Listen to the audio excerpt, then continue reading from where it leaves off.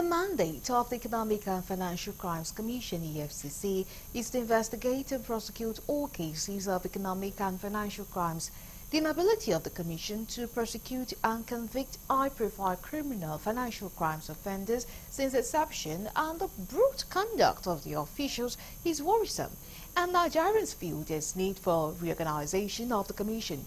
Galaxy News correspondent Lebi Joseph has more in this report.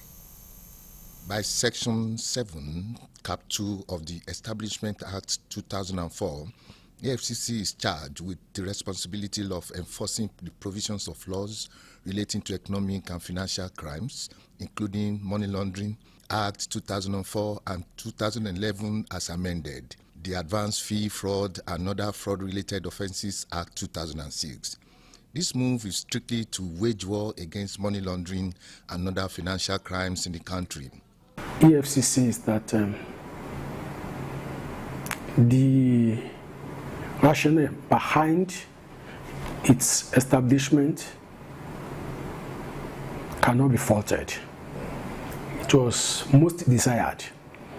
And you know, it's one of those sections of the Constitution that is that were built under what we call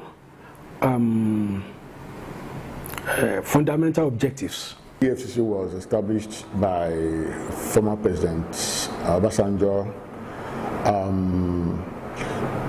upon his election as the President of Nigeria following Nigeria's return to democracy after nearly 17 unbroken years of military dictatorship in Nigeria. And the establishment of EFCC was a necessary move to address issues of corruption, massive corruption. You know. The Economic and Financial Crimes Commission (EFCC) ongoing crackdown on public spaces across Nigeria and the use of brute force on people who, according to Nigeria laws, are presumed innocent until proven otherwise by competent law court, has sparked widespread outrage and anger.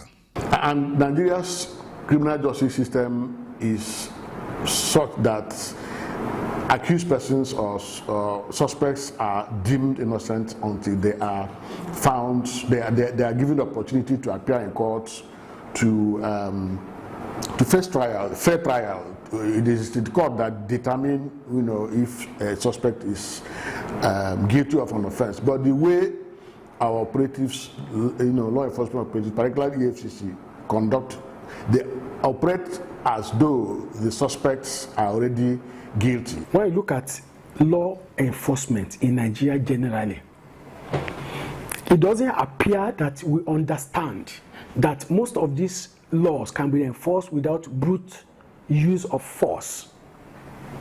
To an average person who is enlisted in the police, the moment he puts on that uniform, he believes that he has been trained to be bitter against the citizen, the public. The man who put on the red EFCC thing, just ask me. The moment he's not putting on that, he becomes like any other person. He reasons properly, he reasons very well.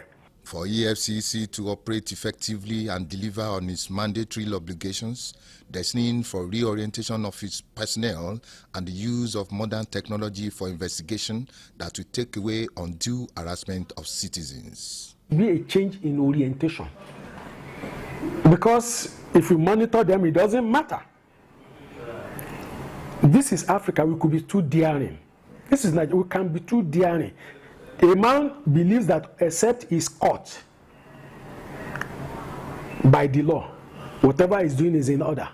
And you know, the moment they are caught now, that is when they will now start looking like gentle people. One way to do that is to ensure, one way to monitor them and ensure conformity with responsible, you know, law enforcement methods is to ensure that those who go outside the law to enforce the law must be brought to account. That way, they will know that it is not safe to act irresponsibly.